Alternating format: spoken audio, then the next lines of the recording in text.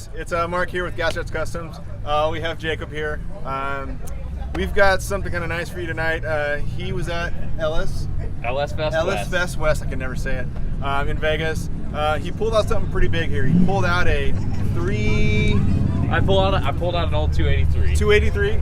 Dropped in an LS in 3 days. 3 days. Right? In the middle of a 600-mile road trip. You probably already saw all this. With everything in the back of the car. Engine hoist, engine stand, pop-up tent, table, tools, and the LS that you see in here was all in the back. That's insane. So we're gonna walk through, check a few things out. He's gonna tell us a little bit about it. So let's check this thing out. So this is pretty much how you don't do things. Now, there's a lot of things that were done right here, but there's a lot of things that I would do differently if I didn't do it in a parking lot. But I wanted to prove the concept that you can put an LS in a car in a parking lot in 3 days with hand tools. Yeah. And that's how easy LS swaps have become. The aftermarket's come up so much to support them that they literally have everything you need to bolt this in. There was almost no welding except for the exhaust to put this in this car. And that's pretty amazing in this day and age. You can just drop that in, and like you said, 2 or 3 days with a bunch of aftermarket parts, right? Well, there's all those keyboard commandos that are always going to say, dude, you put an LS in it, that's so boring. And that's why I personally hadn't done an LS until I did this, because I wanted to show this is why people do it. You get the reliability, you get the horsepower, you get the performance, you get everything good about a modern engine, and it's easy now. Yeah. Put it in 3 days in a parking lot. That's amazing. Not saying it's perfect. I mean, if you look at the wiring that I'm hiding behind this cup, that's quite terrible. It's quite safe, right? But, you know, when you do it in a parking lot, we'll just leave that there, you cut some corners on a few things. Overall, though, it's pretty nice for a parking lot swap. That's pretty cool. So one of the cool things I did notice, though, is that you had your dad. Your dad really wanted to hang out, get involved, and this was his first LS swap. Yeah, right? So, again, trying to prove how easy it's become, I asked my dad to come out and help because he's never hot rodded. He's just worked on cars. Yeah. He's never actually really modified them on that level.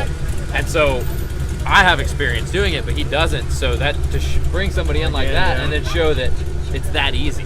Somebody who's never done it can do it with a little bit of guidance from somebody who's done it a bunch of times. That's awesome. So he had a good time doing it as well? Yeah, and it was a steep learning curve, I could tell. But he was a lot of help. It's always good to have your dad out there doing something with you.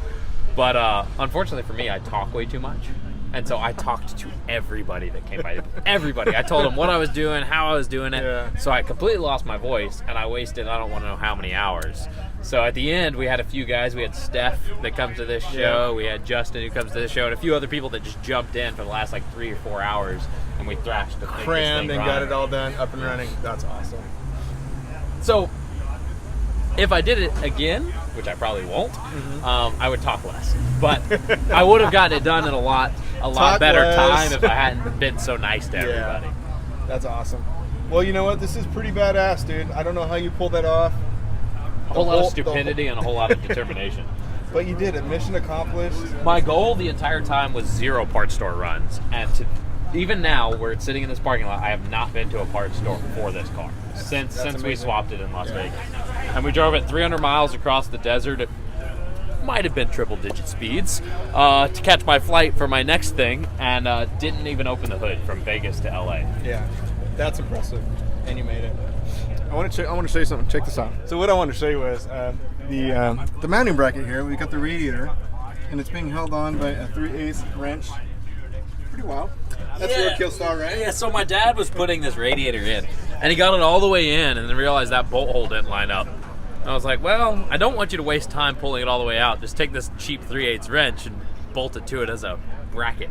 So like I said, parking lot swap, there's certain things you shouldn't do, but when you're in a parking lot and you have to make it happen, it works. That's awesome. Well, what do you think? Can we fire this thing up? See what it sounds like? The starter's a little sticky, so we'll see if do my it. junkyard starter actually starts it. An engine swap. Okay, so what we have under the hood is an LM7, which is the popular 5.3 LS. It's actually a truck motor, and I couldn't put a stock LS in it. You have to have a choppy cam in an El Camino because it would just be wrong for it to sound like a Suburban. So it's got a Brian Tooley Racing Stage 3 cam with their valve springs, and I did that in the parking lot as well because I didn't already have enough to do. And we put Holly Sniper manifold on it, hooker headers. It's got drive-by-wire throttle body from Holly, and just it's pretty budget-oriented, but it's nice at the same time. That's awesome. Love it.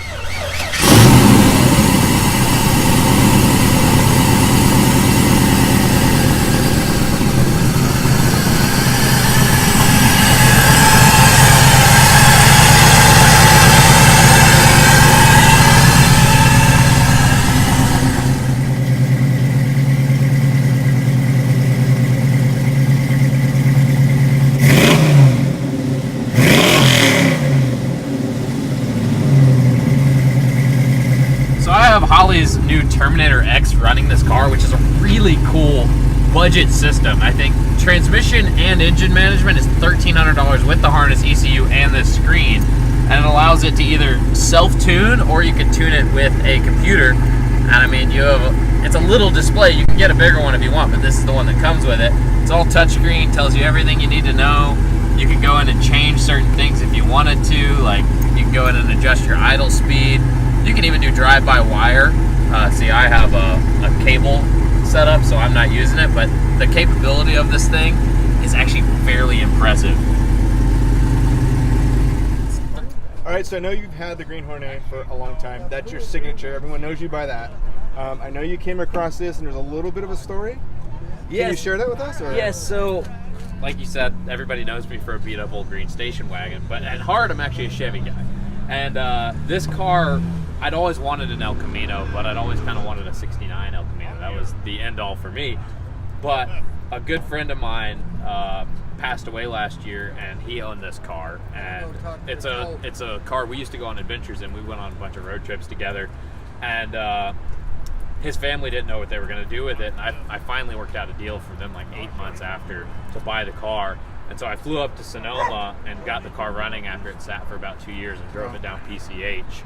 And I didn't want the car to go to somebody else because if it had been sold to somebody else, it just becomes a car. Exactly. Now that I own it, it's always going to be Aaron's car. And he owned a shop called Pacific Fabrication. And so this was actually his Instagram handle, Pack Fab. And so every adventure I go on, if you actually go on the Pack Fab Instagram page and you go to tagged photos, it's this car still going and doing stuff. Okay. So even though he's not posting anymore, his car is still out there doing stuff. And this car means more to me than any car I own simply for that reason. For that reason. That's awesome. That's so nice to have a story like that, and then you've taken this thing to a whole different level and to keep it going. So. Oh, and just wait, I'm only getting started. There's so I know much there's a lot to more in the pipeline. So yeah. I'm actually taking it on Power Tour this year because Aaron always wanted to take this car on Power Tour, never got to. So I'm driving from LA to the start of Power Tour in Charlotte, North Carolina for the 25th anniversary of Hot Rod Power Tour. Nice. So that's going to be pretty huge. Jacob, thanks for coming out and sharing this with us. We do appreciate it. Congrats on the LS swap, mission accomplished. Cha-ching. But stay tuned. Follow Jacob. He's going to be doing the Power Tour and see what's next. Thanks for coming out. We'll see you guys.